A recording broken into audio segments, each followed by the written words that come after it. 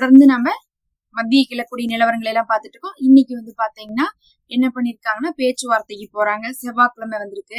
இவங்களை பத்தி நல்லா தெரியும். திங்கட்கிழமையில இருந்து வியாழக்கிழமை வரையும் சமாதானம், ஒப்பந்தம், போர் நிறுத்துறோம், உலகமே அமைதியா இருக்கும் அப்படின்னு ட்ரம்ப் பேசுவாரு. உடனே வெள்ளி சனி ஞாயிறு வந்துட்டு என்ன பண்ணுவாங்க, சண்டை ஓடுவாங்க. அது என்னமோ வாரத்துல வந்து வீக்கெண்ட் 3 நாள் என்ன பண்ணிருக்காங்கன்னா சண்டை ஓட்டுட்டு தான் இருக்கிறாங்க. இது 2 வாரமா நடந்துட்டு இருக்கு. அதே மாதிரிதான் இன்னைக்கும் பாத்தீங்கன்னா என்ன பண்றாங்க, கையெழுத்து போட போறோம் கத்தார்ல அப்படின்னு எல்லாம் சொல்லியிருக்காங்க. அதை பத்தி ஈரான் எதுவும் சொல்லல. சொல்லாட்டினாலும் இவங்க போய் கையெழுத்து போடுறதுக்கான வாய்ப்புகள் இருக்கு. ஏன்னா ஈரான் இன்னைக்கு என்ன சொல்லியிருக்காங்கன்னா வேற ஒரு விஷயத்த சொல்லியிருக்காங்க. 12 பில்லியன்ல 6 பில்லியன் விடுவிச்சிட்டாங்க அமெரிக்கா அப்படின்னு சொல்லியிருக்காங்க. அப்ப இத்தனை நாளா வந்து என்ன சொல்லிட்டு இருந்தாங்க, நாங்க காசையே கொடுக்க மாட்டோம், அதுக்கப்புறம் எங்களுடைய சோயாபீன்ஸ் கொடுக்குறோம், அதுக்கப்புறம் எங்களுடைய கானை கொடுக்குறோம், அதை கொடுக்குறோம், இதை கொடுக்குறோம்னு சொல்லிட்டு விட்டா நாங்க சமைச்சு கூட கொடுக்குறோம், ஊட்டி கூட விடுறோம், ஆனா காசு கொடுக்க மாட்டோம்னாங்க. கடைசியில பார்த்தா 6 பில்லியன் US டாலர் அளவுக்கு வந்து காசை வெளியிட்டதாக அமெரிக்கா விட்டதாக ஈரான் இன்னைக்கு சொல்றாங்க. அதனால நாங்க பேச்சுவார்த்தை வந்து இனிமேல் நாங்க தொடருவோம் அப்படிங்கறத சொல்லியிருக்காங்க. அப்படி பார்க்கும்போது ஈரானுக்கு சக்சஸ் மேல சக்சஸ் தான் வந்துட்டு இருக்குன்னு நம்ம சொல்லணும். அது இல்லாமலும் வந்து பார்த்தா ஒப்பந்தத்தின் பேர்ல பார்க்கும்போது ஒரு 14 நிபந்தனைகள் இருந்துச்சு பாருங்க. அதுல என்ன சொன்னாங்கன்னா நாங்க காசு கொடுக்க மாட்டோம் தான் அமெரிக்கா சொல்லிட்டு இருந்தாங்க. அதுல வந்து சொன்னது நாங்க பொருளா கொடுப்போம்னு சொன்னாங்க. அப்ப நாளைக்கு அந்த ஒப்பந்தத்துல என்ன இருக்கும் அப்படிங்கறது பொறுத்து இருந்தா பாக்கணும். ஏன்னா வந்து போன தடவை வந்து காசு கொடுக்க மாட்டேன்னு சொன்னாங்க, இந்த தடவை காசு கொடுத்துருக்கிறதாக ஈரான் சொல்லியிருக்கிறனால மாறுதல்கள் ஏற்படுறதுக்கு வாய்ப்பு இருக்கு. அதே சமயத்துல வேற என்னெல்லாம் நடந்திருக்கு அப்படின்னு சொல்லிட்டு பார்த்தோம்னா, ஜூலை 2ல இருந்து 9ஆம் தேதி வரையும் பிரம்மாண்டமான ஊர்வலம் வந்து நடத்த திட்டமிட்டு இருக்காங்க. யாருக்கு, ஆயத்துல்லா கொமேனி அவர்களுக்கு. அப்ப ஆயத்துல்லா கொமேனி அவர்களுடைய ஊர்வலங்கள் 2ல இருந்து 9ஆம் தேதி வரை நடக்க போகுது. ஜூலை மாசத்துல ஆரம்பத்திலே நடக்க போகுது. இந்த 10 நாள்ல ஏதாவது பரபரப்பாக ஆகிறதுக்கு வாய்ப்பு இருக்கான்னு கேட்டா பெருசா எதுவும் இருக்காது. அதனாலதான் ஈரான் வந்து என்ன பண்ணிருக்காங்க, இதை வந்து அரேஞ்ச் பண்ணிருக்காங்க. ரொம்ப யோசிச்சு எல்லாம் பண்ணிதான் என்ன பண்ணிருக்காங்க, ஒப்பந்தம் எல்லாம் போயிருச்சு, இனி பேசாம இருப்பாங்கன்னு சொல்லிதான் அமெரிக்கா மேல ஒரு நம்பிக்கையோட செஞ்சிருக்காங்க. அதனால வந்து பாத்தீங்கன்னா இந்த மாதிரியான ஊர்வலத்துல எல்லாம் எதுவும் வந்து பெருசா பண்ணிக்க மாட்டாங்க. பண்ணினாங்கன்னா அதுக்கப்புறம் ஈரான் வந்து சமாதானத்தையே வரமாட்டாங்கன்னு சொல்லிட்டு அவங்களுக்கு நல்லா தெரியும். 35 மில்லியன் கிட்டத்தட்ட வந்து பாத்தீங்கன்னா 35 லட்சம் மக்கள் வந்து என்ன பண்ணிருக்காங்க, அதுல வந்து கலந்துக்க போறாங்கன்னு இருக்காங்க. பல செக் பாயிண்டாக வச்சு மக்களை வந்து சோதிச்சு உள்ள வந்து சேர்த்துறாங்க. அது ஈராக்குடைய எல்லை வரை கொண்டு போயிடலாமான்னு யோசிக்கிறாங்க. ஆனா ஈராக் இப்ப ஏற்கனவே வந்து பாத்தீங்கன்னா ஈரானுக்கு எதிராக மாறிட்டு இருக்கிறதுனால என்ன முடிவெடுப்பாங்கன்னு தெரியல. பல கட்டமாக திட்டங்களை போட்டு பிரம்மாண்டமாக இந்த ஒரு ஊர்வலத்தை பண்ண போறதாக தகவல் வந்திருக்கு. அதனால ஜூலை 2ல இருந்து 9 வரையும் ஆயத்துல்லா கொமேனி அவர்கள் சம்பந்தமான விஷயங்கள் ஈரான்ல இருந்து வந்து பாத்தீங்கன்னா நிகழ்வுகளாக வெளிவரும். அதை அப்ப நம்ம பாத்துக்கலாம்.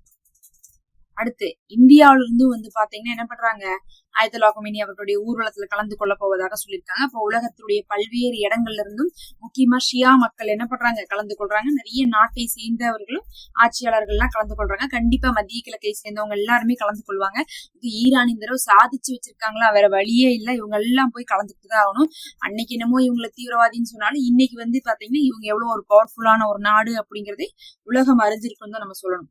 அது இல்லாம வந்து பாத்தீங்கன்னா இந்த பக்கம் எங்க லெபனான்ல வந்து 60 பேர்த்த இன்னைக்கு அடக்கம் செஞ்சிருக்காங்கன்னு வந்து தகவல் வந்திருக்கு. போர்ல வந்து பாத்தீங்கன்னா இழந்திருக்காங்க.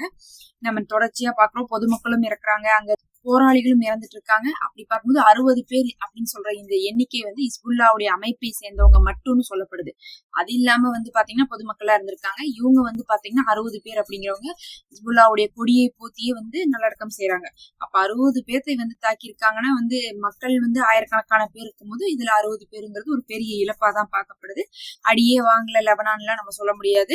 லெபனான் மக்கள் மட்டும் தாக்கப்படல, போராளிகளும் தாக்கப்பட்டிருக்காங்க. அதே சமயத்துல இவங்களும் பதிலுக்கு கொடுத்திருக்காங்களான்னா இஸ்ரேலை வச்சு செஞ்சிருக்காங்க. ஒண்ணுமில்ல, ரீசெண்டா கூட வந்து பாத்தீங்கன்னா அவங்களுடைய அந்த மெர்குவாக்குள்ள வந்து வச்சு ஆள் அடிச்சதுடைய வீடியோ எல்லாம் போட்டிருந்தாங்க. அதுக்கப்புறம் அவங்களுடைய டென்ட்டுக்குள்ளேயே வச்சு ஆள் அடிச்ச வீடியோக்கள் எல்லாம் வந்து லெபனானுடைய போராளிகள் போட்டிருந்தாங்க. அதுல இருந்து என்ன தெரியுதுன்னா இஸ்ரேல்லயும் இறப்பு இருக்கு, லெபனான்லயும் இழப்பு இருக்கு அப்படிங்கறதை தெரிஞ்சுக்கலாம். இதெல்லாம் இல்லாம வந்து பார்த்தா லிட்டானி ரிவர் இருக்கு பாருங்க, அதாவது அந்த நதிக்கரை பக்கத்தால நாங்க வருவோம்னு சொன்னாங்க. அதுக்கப்புறம் அங்கிருந்து இஸ்புல்லா விலகி போயிருன்னு சொன்னாங்க. இப்ப கடைசியில பாத்தீங்கன்னா போர் சமாதானமாக, அதாவது ஒப்பந்தம் போட்டிருக்காங்க லெபனானுடைய கவர்மெண்ட்டுக்கும் இஸ்ரேலுடைய கவர்மெண்ட்டுக்கும் நடுவுல.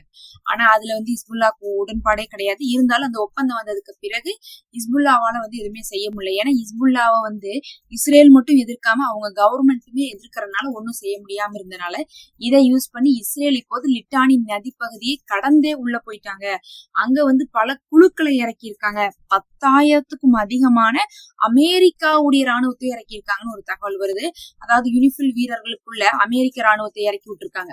இவங்களை பொறுத்தளவுக்கு என்னன்னா, இப்ப வந்து லெபனானுடைய எல்லையையும் வந்து நம்ம புடிச்சு அந்த பக்கம் வந்து என்ன பண்ணும், லெபனான்ல இருந்து இங்க இஸ்ரேலுக்கு வந்து எதிர்க்கக்கூடியவங்க யாருமே இல்லைன்னு உறுதிப்படுத்துறதுக்காக அமெரிக்காவுடைய உதவியோட என்ன பண்றாங்க, அங்க வந்து ஃபுல்லா ஆக்கிரமிச்சிட்டு இருக்காங்க. கண்டிப்பா 10,000 பேர் அமெரிக்காவை சேர்ந்தவங்கிறது ஒரு ஆச்சரியம் தான். அமெரிக்கா வெளிப்படையா லெபனான் அடிக்காதீங்க பிடிக்காதீங்கன்னு சொன்னாலும் நேத்து என்ன பண்ணிருக்காங்க, அமெரிக்காவுடைய ஒரு முக்கியமான ராணுவ ஜெனரல் வந்து லெபனானுடைய பிரைம் மினிஸ்டர் அவுன் அவர்களை பார்த்து வந்து பேசிட்டு எல்லாம் போயிருக்காங்க. பேசினதுக்கு பிறகுதான் ஆள் அனுப்புறாங்க. ஆள் அனுப்புறோங்கிறதையும் அபிஷியலா அமெரிக்கா இன்னைக்கு அறிவிச்சிட்டாங்க. அப்படிங்கும் போது வந்து பார்த்தா அமெரிக்கா வந்து உள்ளக்குள்ள போய் லெபனானுடைய ஹிஸ்புல்லா இல்லாம இருக்கிறத உறுதிப்படுத்துறதுக்காக போயிருக்காங்க. இது வந்து பாத்தீங்கன்னா கொஞ்சம் வந்து அவங்களுக்கு ஒரு தோய்வாதான் தெரியுது. பார்க்கலாம் எப்படி இதை வந்து ஹிஸ்புல்லா மீண்டு வராங்க அப்படிங்கிறத. அடுத்து வந்து பாத்தீங்கன்னா காசாவை சேர்ந்த ஒரு முக்கியமான போராளிகளுடைய தலைவர் வந்து தாக்கப்பட்டிருக்காரு. அவருக்கும் ஈரானுக்கும் பெரும் தொடர்பு இருக்கு. அவரு வந்து பாத்தீங்கன்னா ஈரானுடைய உதவியை கொண்டு காசாக்குள்ள நிறைய நல்ல விஷயங்கள்லாம் பண்ணிருக்காரு. அதாவது இஸ்ரேல் எதுக்குறதுக்கு தேவையான ஒரு உதவியே செஞ்சதே வந்து அதிகமா ஈரானு கத்தார் தான்.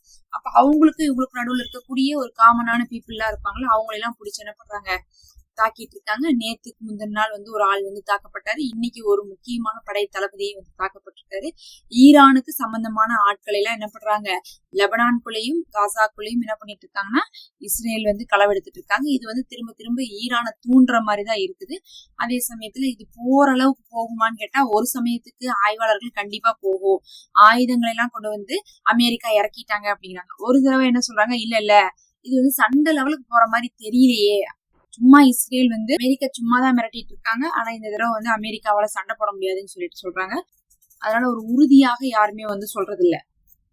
கடைசியாக இன்னைக்கு வந்து பாத்தீங்கன்னா ஆய்வாளர் ஜான் ஹெரி அவர்கள் சொல்லியிருக்காங்க, ஈரான் இப்போது தன்னுடைய அதிகாரத்தை வந்து என்ன பண்ணிருக்காங்க, உறுதியாக்கி இருக்காங்க. அதை வந்து உலகத்துக்கே என்ன பண்ணிருக்காங்க, காமிச்சிருக்காங்க அப்படிங்கிறாங்க.